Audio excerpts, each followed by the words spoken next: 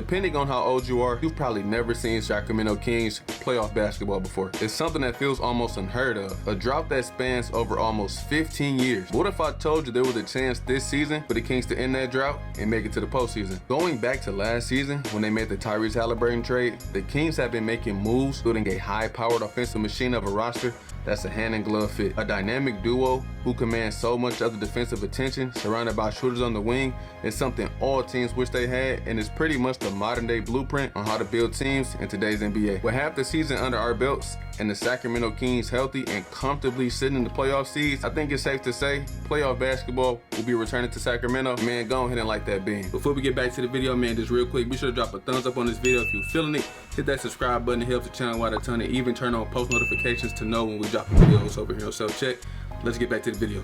With so many outstanding point guards, not only in the West, but throughout the entire NBA, I feel like De'Aaron Fox kind of gets lost in the shuffle. It might even be to the point where Swiper is underrated. Fox's offensive game is pretty much top tier in almost every category, maybe except his outside shot. But somehow, he still finds a way to knock them down when they count the most. We all know how much of a blur Swiper is with the speed he possesses, but he doesn't rely on it solely to get his buckets. For starters, De'Aaron Fox is the most efficient point guard throughout the entire NBA, ahead of guys like SGA, ahead of Luka, even Steph Curry. A huge part of that has to do with him finishing at a mind-boggling 67% at the rim. That's almost as guaranteed as it gets, honestly. Because Fox has Red Velvet, Malik Monk, Harrison Barnes, Keegan Murray, and others who can kind of hit from the outside, defenders have to stay attached, leaving Fox and his man in a one-on-one situation with enough space for Fox to get to the cup. He gonna win that matchup every time. And if somehow, some way the defense does shut off De'Aaron Fox's lane to the rim, he can just pull up for that mid-range. And quiet as kept, he's become one of the best mid-range shooters throughout the entire NBA. And he's even developed a little bit of a semi-post-up game, which is crazy. De'Aaron can back his man into his sweet spot, fall back, and at that point, man, that thing is so automatic, he can just point to the scorer's table,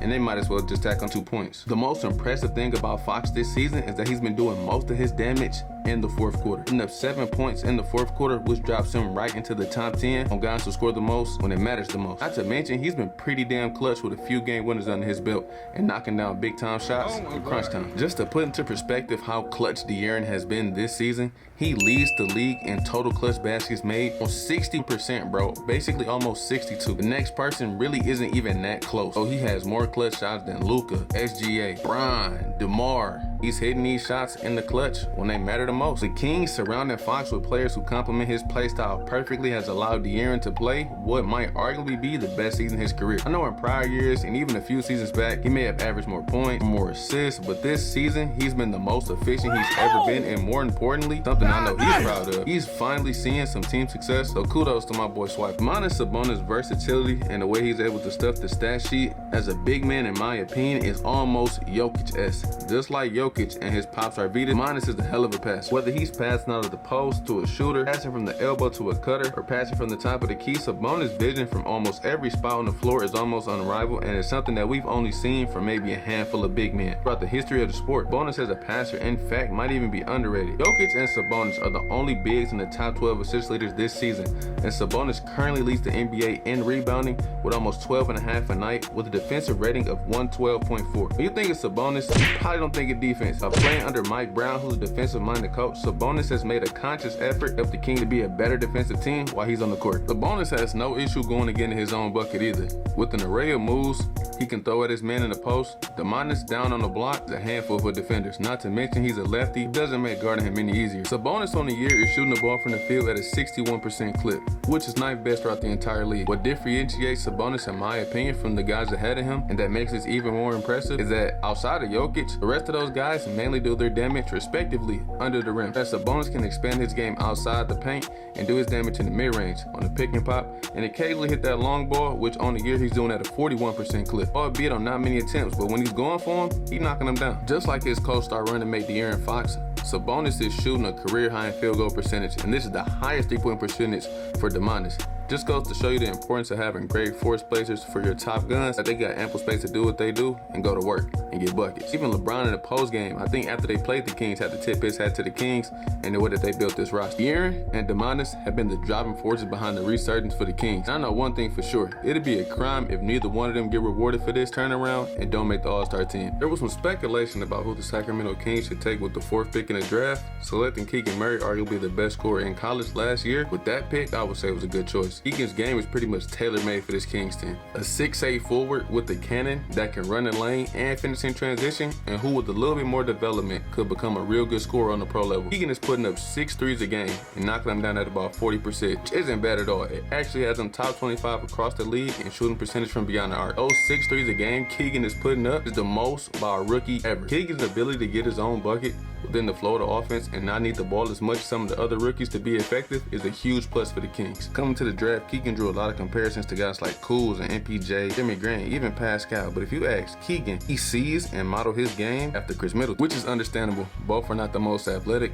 but smooth, play at their own pace, and can really shoot the ball. I think Keegan still needs to continue to tighten up his handle and work on creating his own shot a little bit more, which will come with time. There's no doubt in my mind about that. And then we'll really start to see the similarities between his game and Chris Middleton's. At Iowa, Keegan averaged almost 24 points a game on crazy efficiency, scoring on a whole lot of post-ups and ISOs at the elbow. Just playing big boy ball, muscling his way to the bucket through contact. Once he's able to add a little bit more muscle to his frame, I think he'd be able to play that same bully ball, get a bucket on occasion here and there on this level too. Along with that jump shot that he got, Keegan Murray in a couple years actually might be a problem. Mike Brown has been labeled a defensive coach around the league. At 6'8", almost 6'9", Keegan has a lot of potential as a defender. He's obviously not the quickest guy, but he puts in a lot of effort trying to move his feet and shut down his men. With a 6'11" wingspan, he can make it tough for defenders to get their shot off when he's closing out for a contest, if he doesn't outright block it in the first place. Over the last season and a half, the Sacramento Kings have made a lot of good moves putting this team together. Add drafting the top scorer in college basketball who fits right into the system, in a couple years might be an actual problem, and Keegan Murray to that list. The Sacramento Kings have built an offense teams would dream of having. Currently leading the league in points per game, dropping almost 120 a night, dishing out 27 assists per game, playing at the 4th highest pace currently in the NBA. The Kings make it a point of emphasis to make quick decisions, don't get stagnant, keep their ball moving, because they know with the weapons that they have out there, they can always turn down a good shot or a great shot. I've already talked about the 2 potential All-Stars, De'Aaron and Damos, the real Keegan Murray, but there's more moving parts to this machine that makes this thing what it is. Getting Red Velvet, aka Kevin Huerter from the Atlanta Hawks last season was a good pickup for these guys. The same way Huerter fit well next to Trey in Atlanta, he fits just as well low-key in the backcourt next to Fox over here in Sacramento. He doesn't need too many touches to be effective, but if you swing him the ball on occasion, because of his frame, he can take his man to the basket and get him a bucket. And we all know he always ready to catch and fire, knock that thing in. Red Velvet out there be doing his best Kyle Korver impression, the way he be coming off those baseline screens. And that's funny, because that's another sharpshooter that used to play for the Atlanta Hawks. The 16 points per game and the 42% from 3